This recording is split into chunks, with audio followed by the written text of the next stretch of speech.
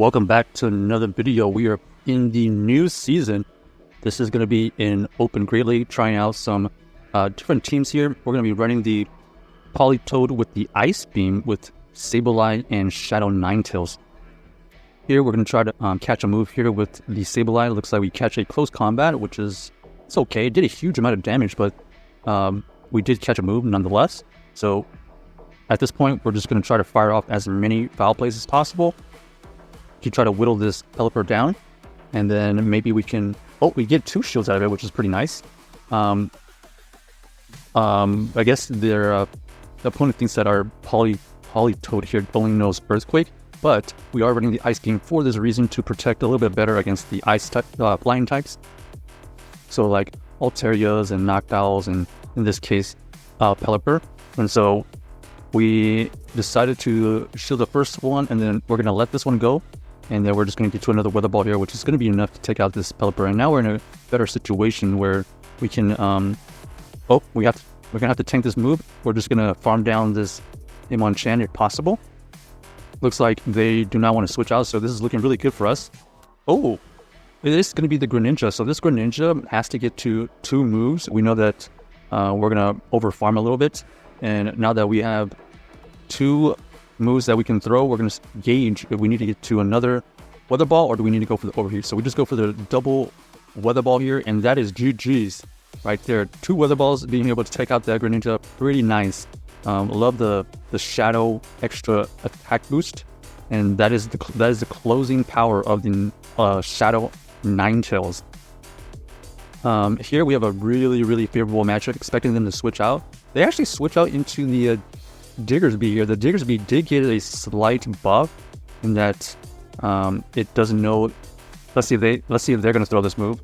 Yep, there's a Scorching Sands. That is the new move that they got. So instead of requiring Earthquake now, which got debuffed, you can get to the cheaper Scorching Sand. So if you have a Diggersby, unfortunately, you do need a level 50. It did get a indirect buff, basically. So here they reveal that they have Fire Punch and the Scorching Sands. So that means that we don't have to worry about a potential Hyper Beam. That is something you might see more of now with the Diggersby, because you don't ever have to run the Earthquake anymore. So our opponent actually ends up getting to another Scorching Sand, and then now we're just going to farm down with our Ninetales, because we know that they don't have Earthquake and they just have the Fire Punch potential. And here our opponent ends up switching into their Medicham, but then we counter swap, and then they counter swap into the Bastiodon, which is still okay, because this Sableye with Slight Energy is going to be able to do some good amount of damage towards this Bastiodon. We definitely got a shield here because we're trying to chip away at this Bastiodon as much as possible, and then potentially have the Ninetales farm down, or potentially take out the Bastiodon and just sweep with the Ninetales. So here we're going to throw on optimal timing.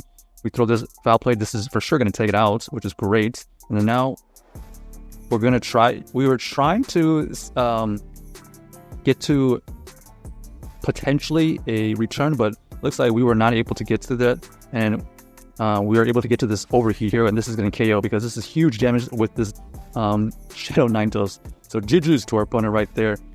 They actually ran a pretty tanky team, now that I think about it. They had the Bastiodon, Medicham, and Diggersby right there. So pretty tanky team right there. Here we have to immediately switch out this Leafeon, not doing so great against our water type.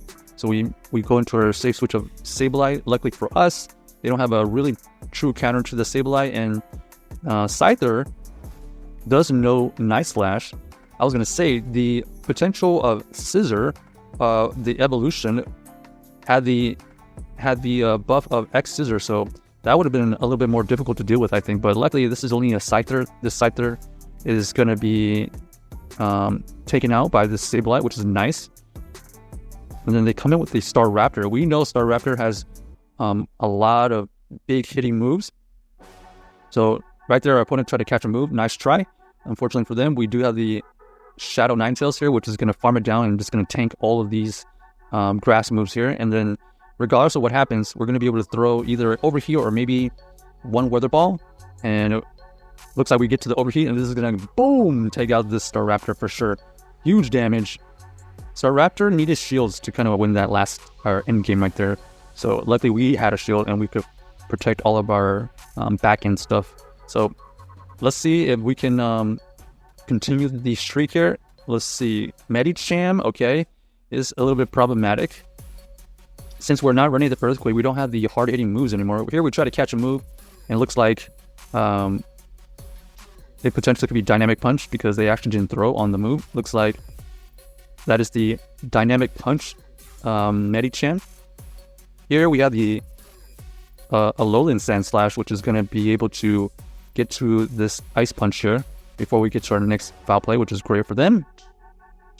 And then now we know that we have to come in with our Politoed. This Politoed is going to throw a Weather Ball, takes it out, which is nice. Here we're going to try to just do chip damage. Let's see how much. Okay, it does about 15% maybe.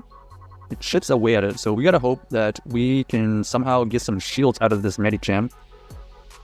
This Medicham is running the Dynamic Punch and probably Ice Punch is what I'm guessing. So here we're gonna let it go. That's awesome. We do catch a Ice Punch, and our opponent ends up revealing that they have the Diggersby.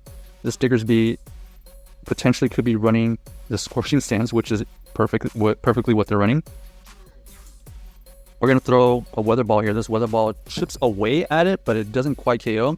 We were hoping we would get a shield, thinking that our opponent would potentially shield like a Solar Beam potential. Okay, so we actually get the shield there. Is there any world we survive this? No way, right? No way. So GG's to our opponent right there. I don't know.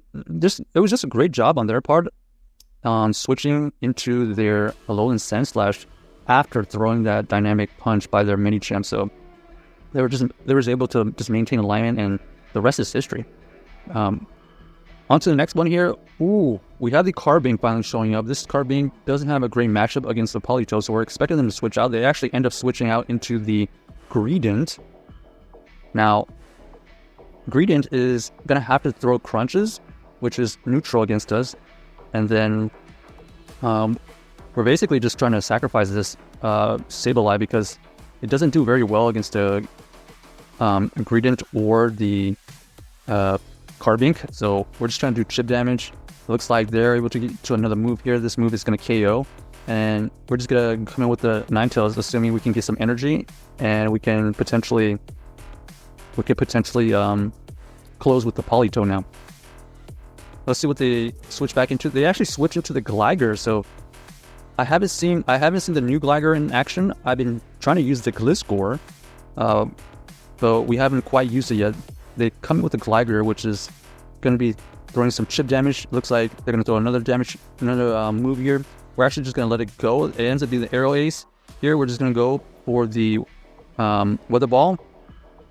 Okay, and they decided to let it go, so I guess they're really depending on Carbink to close with 2 shields. But let's see if we can wiggle out of this situation. We basically have to use shields, and we're going to have to try to CMP tie at some point to try to take advantage of every single little advantage with the fast moves.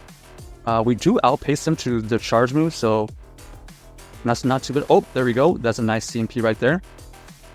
The CMP here allows us to deny them 1 fast move, and it looks like we have to double chip here per usual. And our goal here is basically to get to 3 Weather Balls because they still have 1 shield, and we're gonna have to get to another Weather Ball here. Looks like this Weather Ball here does KO, and that is GG's to our opponent. Check out this team if you haven't. Let us know if you enjoyed the video.